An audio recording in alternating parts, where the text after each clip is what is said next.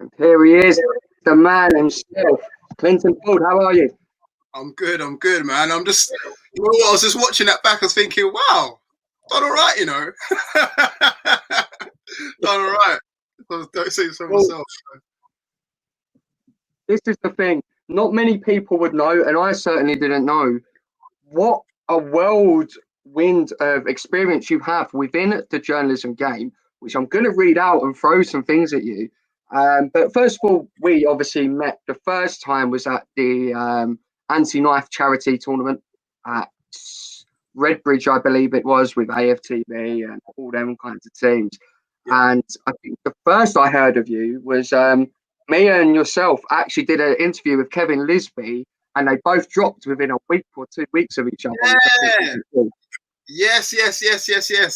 Wow, that is going back some time. Yes, because obviously, or not to put out where he works and stuff, but I went to his place of work to interview him, and I came back. I was like, yeah, exciting, buzzing. Interview Kevin Lisby. And then I seen another content creator, i.e. yourself, put it out. I was like, oh man, it was me thinking, I've cracked it. And then you got the same content as well. But you know, that's how the game goes. But yeah, gosh, that was good times there. Yeah. Well, we all know, like we say, Clinton is the man behind Rootz TV. But let's actually go through some of his journalism kind of roles. Obviously, some of these are freelance. So when the dates kind of mix in, that's why it's freelance. So you went begrudgingly as a Newcastle fan, I'd imagine, to the University of Sunderland in 2015 and 16 to get your master's degree in sports journalism. Yeah. You were a production journalist at ITV in September 2016 to March 2017. Yeah. Freelance social media journalist. I put the company there, that's my bad. Between March 17 and September 2017. A community moderator at the Daily Mail between August 2017 and September 2017. And I really feel for you there because I was a community moderator at the Daily Mirror for over a year, and I can tell you it does get quite mundane and boring. Then you was a freelance broadcast journalist at the BBC between May 2017 and September 2017. Assistant producer at the BBC September 2017 to September 2018. Digital producer at September 2018 to September 2019. A content producer at Livewire Sport between September 2019 and December 2019. And one that I just didn't even know that you was in up until recently as well, an assistant producer at Talk Sport between August 2019 and September 2020. And of course, Rootz TV was officially born, according to your LinkedIn, between October 2018 and is still going strong now. So I guess my first thing, Clinton, is wow, what a kind of movement. Obviously, people aren't going to know when you look at your LinkedIn, a lot of your previous work was like within the community doing sports stuff, this, that, and the other. And I think my maths is right, there was like an 8 or 9 year gap between Uni 1 and Uni 2. So what brought that love for journalism again? Yeah, good question. So basically, I went back to uni quite late in my career. It's weird because again, like I was back in the club. Basically, I went back when I was 30 in it to put it out there. So I was 30 years old in a degree with all of these young bucks are like 20 something, 21, 22s, and here's me with my big old 30 years of age. But again, with that, I brought experience. So to answer the question about why I went back is because I wanted to kind of turn a passion into a professionalism, basically. I was doing it like here, there, and everywhere, doing bits and pieces. And I thought, you know what, I've got a passion for this. And again, the sports side of it, the sports coaching side that I was doing before, I felt like I was getting too old for it. Like I was doing football coaching, I was doing swimming teaching as well. And again, if you're doing that, I was doing it like on a full-time basis. So Monday to Sunday, not even Monday to Friday. Like I was doing weekends and all the rest of it. And I felt like my body's breaking down on me. So I need to stop that. And as I said, I wanted to kind of go towards the more media side. So went back to university, as I said, did my degree, or master's degree at the age of 30.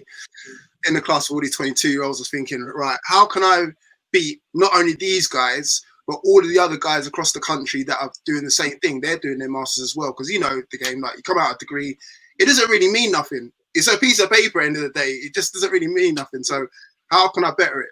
So I I suppose 8 years or so on these guys, and thought, let me get as much experience as I can up there as I can.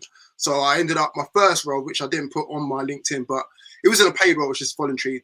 I worked for a team called Blythe Spartans up there that are big in non-league.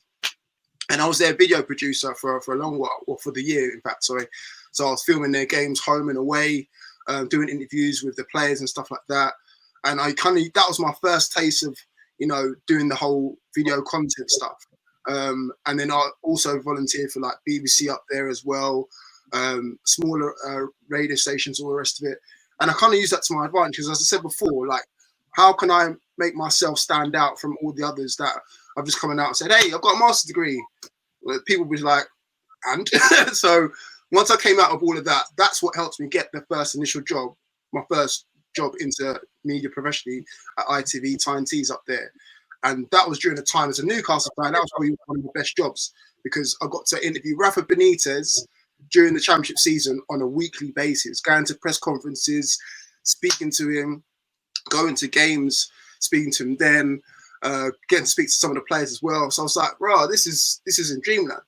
That only lasted for like 7 or 8 months, and then I moved back down south. And then as he reeled off all of those jobs that I was at, that freelance job, that sports journalist job was at Sky Sports, funny enough. So that's around the corner for me. So I've worked at Sky Sports as well, did some bits there, and then I went to BBC.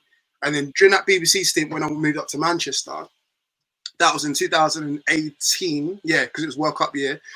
I got to work on some amazing stuff, not just the World Cup, but obviously Wimbledon, Commonwealth Games, and all the rest of it, just creating content. And that gave me my first of how to make it more bespoke to certain sports and stuff. And then after that, I thought, you know what, time to start doing it for something I want to do, like something I'm passionate about. And I always said I wanted to kind of mix the two. My previous life was grassroots and sports and coaching, and then my new journey of media, and I merged the two, and hence the reason why this come about. So yeah, that's a long story short, kind of. So obviously you keep that. You don't promote it all over your socials if you've done this, done that, which I think maybe that's probably because you wanted to grow Rootz TV organically, I'd assume, rather than go, look at everything that I've done, make sure you watch Rootz TV. Did you want to go down that kind of organic route where the audience that does watch your stuff is actually interested in what you're promoting rather than watching it just because you've been at all these different places? Yeah, look, my past life and what I've done professionally is separate. I try and keep that separate to what I've done for Rootz TV. Like, if you don't look at my LinkedIn, you wouldn't know what I've done. You would just think, oh, I'm a guy that rolls around with a camera, speaking to grassroots teams all the time. Like, even if you look at the page, like, the page has been running for like 2+ years now. It's only in the last, let's say, 4 or 5 months that I've started putting my face to it. And that's only by force, really, because I've always been of the mentality that my page is about the people that I'm serving, so the grassroots community. It's not about me being, hey, I'm in front of the camera, Like, I couldn't really care less about it. If I, that's not my path. I feel my path is more the creator, producer / that sort of stuff. The one who kind of collates it, clips it out, and all the rest of it, gets the best bits. And that's my thing. I don't want to be the face in front of the camera. I mean, look, man's got an afro, like Jackson 5. Like, I don't really care for that, but it's only by force that, because I started doing like more live streams like this and all the rest of it now, it's kind of hard to kind of stay behind the camera and then have a conversation with someone. So that's kind of forced me out of there. But now, I'm working with other people like, Kobe, obviously, and Apple and all other people. It's easier now to have a conversation where I can let them do more of the talking, and I just kind of be the facilitator sort of thing. Because, as I said before, I don't really care for that sort of stuff. I'm too old for that, man. This is the next thing I want to ask you, really, because, right, I guess all three of us have got a similarity where we kind of got back into things late. Obviously, Graham had quite a while out football. You got into journalism at a late age at 30. I obviously, in terms of a college side of it, I went back to do my journalism degree, the NCTJ, at 22, turning 23. And I think it's just one of those things. You're never too old to learn new skills. You're never too learn to go into things. But have you noticed, particularly with this kind of work, when you're putting yourself out there, when you're putting a brand out there, you get two types of people, I feel, within non-league media or grassroots media. You get the people that are like, oh, how do you do that? I'll teach you. Don't worry, like we're all in the same game, we're all together, which I put you into that category. We message each other sometimes. Oh, how do you do that? I'm using StreamYard because I've seen you use StreamYard. And Yeah, that's not trying to take away from your craft. It's everyone learns skills of everyone. And yeah, then you also get the people that go, right, well, I'm not going to like anything that you do. I'm not going to retweet anything that you do because I'm the best at what I do. You're all rubbish. It's only my opinion that matters. So my question is for you to give towards the younger people who are younger than myself, how do you combat that naivety, jealousy, and sometimes borderline nonsense that people do give out to creators such as ourselves?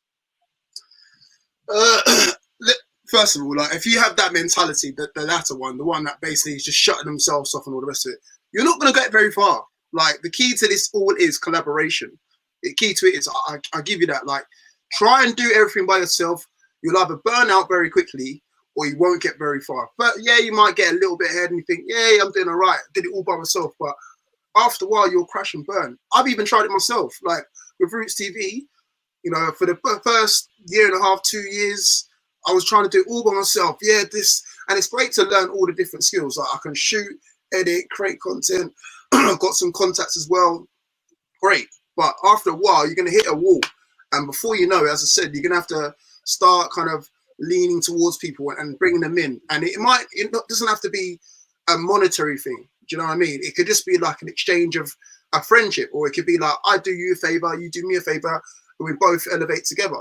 Do you know what I mean? Like, as I said, over this lockdown period, it's probably been one of the biggest growth spurts of me in terms of like expanding, because not only am I working with Covey and his circle of people, but again, I get to bounce off of him. So again, without that, imagine if I had that mentality that he was talking about, just saying, oh, it's all about me, and all the rest of it. I wouldn't have met Covey. I would have met half of the people that I've met through him and all the rest of it. And where would I have been? I would still be in the same circle. But now, do you know what I mean? Last night we had Emil Heskey on. Do you know what I mean? And we had a great chat with an England international. And you know what I'm saying? Stuff like that. It doesn't happen just by yourself. It takes a team. So I would say I do think in general life that people perceive it as a weakness to reach out and ask for help. Yeah. And reach out, and if you're not sure on something, or you see something that you want to maybe use in your sort of content, they see it as a weakness to go and ask and go and reach out and find out more information, because they just want to keep stuff to themselves. And I think you hit the nail on the head there, Clinton, that especially in media sides, I do think that by reaching out to other people and nicking ideas, and not nicking ideas, but using different content from other people and the way they might work. Someone's mentality might be something completely different to another guy. You've got the experience as well, but then you might see something in a 19, 20-year-old. You might go, do you know what? I never thought of that. Yeah. I never thought of that. That's a really. I'm gonna jot that down, make little notes, and in time, your content becomes different. Your content becomes a little bit more outreachable, so to speak, and you end up growing subconsciously as a person. And I think your business and your little platform ends up growing. Mm-hmm. And it's the same with football coaching as well. Like, let's be honest, all coaches do that. All coaches might turn up to a session like, oh, I like that. I might use that in mine, and they kind of manipulate it more to their styles. And that's how the greatest coaches have got to where they have. It's not all, it's all come from Mourinho said. No, Mourinho's probably learned of Sir Bobby Robson, learn of this person, all the rest of it. And now he's taken that into all the jobs that he's gone into from there. And look where he is now. So to say that you should keep everything to yourself, it's very selfish. And again, you're not going to get very far in life. So for me, if I'm passing it on to a younger person, collaborate, work with other people, you know, lend your skills and they'll lend you yours, and lend you theirs, sorry, and then you'll grow together as a unit, as a group as well. And I think that is the key to, well, like having a community of people that can forever keep retweeting your stuff or sharing your stuff or shouting you out and all the rest of it, and you'll grow together. Yeah, I think ultimately what you've said is 100% correct. Like last week. I was literally just bored. I finished my show with you, Graham, and I was like, Covey mentioned, can you make me like a little sting? I was like, I'm putting up time, and I had time. I made it, and I thought, oh, is it okay? Is it good? And obviously, it went on your show. So for me, that's just a little thing. You didn't pay for it. It's gone on your show, but that's also kind of put my name out there from helping you out, and kind of vice versa, because people that may have not seen your stuff have gone, oh, Jake's thing's on that. Let's have a watch of it. But as good as the show is, I love it. It sounds very strange because obviously I know you, I know Billy a lot more, and it sounds strange that every weekend that I'm sitting there getting ready to watch your show like it's Match of the Day or Britain's Got Talent. But as in Talent. everything, including myself, I have a serial disliker that will dislike all of my posts just because it's me. I don't even know who they are. And then if I ever tweet that, oh my God, the serial disliker's back, all my videos get disliked by loads of other people, which I think's petty because A, they're giving you more views and potentially creating you more revenue, especially when you get up to Clinton's level with 1,000 subscribers. So my question is, when you do get that abuse and you do get that, oh, you're crap at what you do, you're never going to make it, especially to somebody kind of my age as well and younger, you crap what you do, you're never going to make it, you're awful at this, you're awful at that, hating everything you do just because it's you. You could have an interview with a Queen, Lionel Messi, and Pele in one interview, and I'd still dislike it. What's your kind of advice to those younger people to not kind of soak in that I've got dislikes, I've got people that hate me? How would you tell younger people to combat that? Because obviously, as an older man yourself, I think it comes better from you than me trying to say it, if that makes sense. Well, it's funny, like you said, if people would dislike your video, it's still promoting your video regardless. So it's a win-win either way. So you can almost like take it on the chin and just like, yeah, keep disliking my video. It's going to keep promoting it even more. So there you go. You're not winning that way. But in all fairness, like, look, we're all guilty of it. You might get 100 of great comments, like even last night, well done, Emoeski, that was amazing, like you asked so many good questions, didn't know. And then you might get that one comment and you might, and then you kind of like, oh gosh, maybe I should have done that, and think about it. But look, don't dwell on it too much, because listen, you can't take back life. So just keep plowing forward, keep going forward, and again, take on all the positives, and then just learn it. Just turn that so supposed negative, and just turn it around and say, okay, I'll use that for the next one. Do you know what I mean? Like, okay, I should have asked him this question. Okay, I'll use that for the next person. So I wouldn't dwell on it too much, because otherwise it's just negative energy. And again, for me, listen, this is my way of thinking. It doesn't necessarily have to be yours, but this is what I do. Anyone who's negative in my life or comes into it, cut them off, man. I cut it off, block. Because I just want people around me that's positive. That's the reason why, I get on well with Covey, man. Like, credit to him. We've not even met. Imagine this, Jake. We've not even met physically face to face. I did an interview with him, got on well with him, and then off the back of that, we've got a show. And then as I said last night, we just interviewed Emoeski. So, do you know what I'm saying? And this is all through lockdown. We're not even met face to face, bro. But again, the chemistry and the energy was there. And then we speak, just like me and you are speaking right now. And we're not falling out or anything. We have a laugh. We've got the same wavelength. And then, like, do you know what I mean? Now, this is how we build. That's what I was saying before. Like, this is how you build. You might meet people that are like-minded like you. That's another thing as well. Try and mix with people that are like-minded like you. So, again, if you're in media, Graham, if you're within coaching as well, try and mix with people that are like-minded like you, maybe at the same level, and you can grow together. It's nothing worse than being in a circle that you can't really not benefit from. But, again, if they don't understand what you're talking about, if you're coming back and you're like, oh, man, I've just done this interview, how should I put it out? Or Graham, you coming back and I was like, oh, I've just done this session, it could have been better. Lads, could you help us out? Like, if there's no one around you that can kind of get what you're talking about, then you kind of need to shape your circle a little bit differently. With me now, I can go and say, okay, I've got this guest. Who am I going to get on? Is it going to get Covey on it? Am I going to get Apple on it? Am I going to do it solo? Do you know what I mean? I've now got options now. So again, if there's anyone like that, and I'm stretching out this answer, but if there's anyone like out there that is negative and it's not kind of bringing anything positive to the circle, for me, I'll make the circle even smaller and just like, Yeah, you go over that side. I'll continue on my journey because tunnel vision, baby. That is it. The Sorry, Jake. I was just going to say that on the back of that, if you've got it, I would use it as everyone registers the negativity more though than the positivity, because that is what starts making you subconsciously question yourself. Now, I'm thinking about you, Jake, in terms of your media side of things.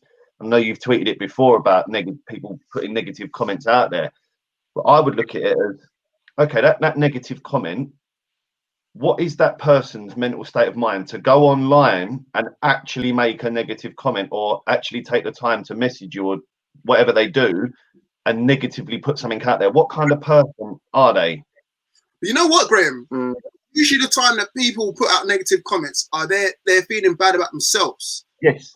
That is so they it. take that out on someone else. Exactly. It's not a case of, oh, you're doing it wrong, Jake, or oh, Clinton, that's rubbish, all the rest of it. Most of the time they're hating on themselves. There's something inside of them that they're not seeing right in themselves, and then they're seeing someone else who's going out there making it happen. And they're like, how am I not making it happen? Okay, let me hate on him so I can bring that down to my level. So it's not even you, Jake. It's just the fact that they're just hating on the fact that you're doing something constructive with your day and making stuff happen. This is what I say to other people as well. I know we're going through a tough time. Sorry to cut you, Graham, but we're going through a tough time right now. But utilize this time, because we probably won't get as much time as we have off right now. So whether it be speaking to other people, whether it be putting out content, whatever, just make sure you're working towards your goals. Because again, you've got to be creative in this game. So how many times on things like that do you get back? And it's a generic sort of saying, isn't it? Just keep doing what you're doing. Just keep doing what you're doing.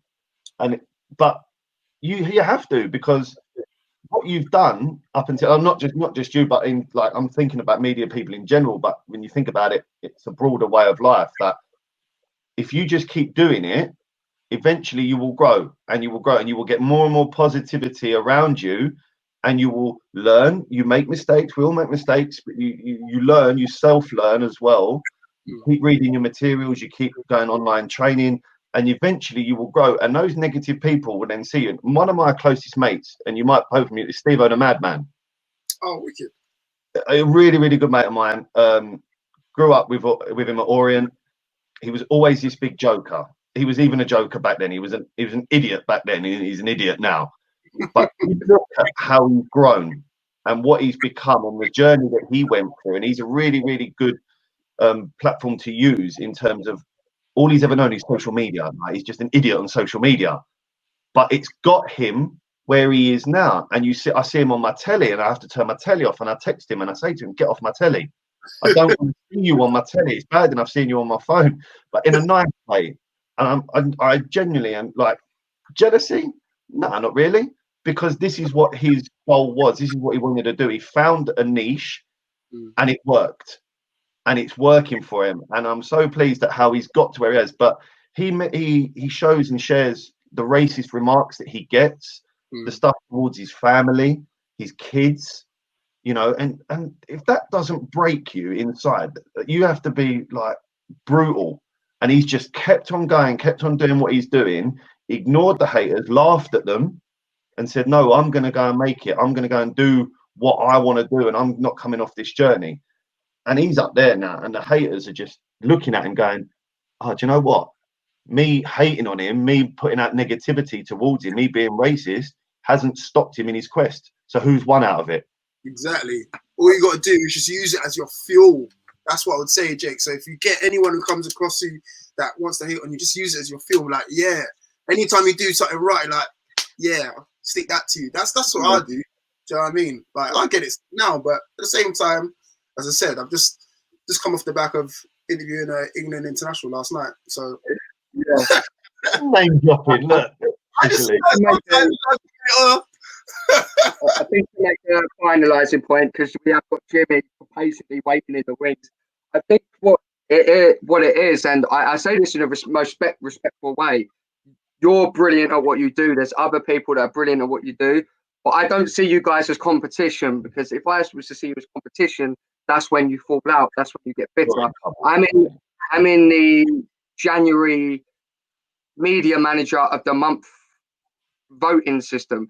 but I don't know one of the people in it, but I know Lewis and Aaron Moore who are up for it combined, and I know Harrison at Epping, and I don't. Jake, rigging I the just vote. put look. I'm not. Yeah, I was gonna. I don't. I'm not gonna beg for votes. Just if you want to vote for me, vote for me. Because I think for me, my biggest competition for me is the media guy I was last week, last month, last year. That's only how you're going to progress. You can only progress, in my opinion, on what you've done. So you've interviewed Emil Heskey yesterday. Just wrap up quickly. I interviewed Ross Embleton the other day. Ross Embleton, in comparison, is probably lower than Emil Heskey, but we've still made a big movement. There's no point me going out, right, Clinton's interviewed Emil Heskey, right, Ian Wright, where are you, mate? Do you know what I mean? There's no point doing that. It's all just about building your craft. And I guess we could talk on this for hours, but we have got Jimmy to get in within the next 10 minutes as well. So I guess for those that want to see more of Clinton tonight, he is live from 8 p.m.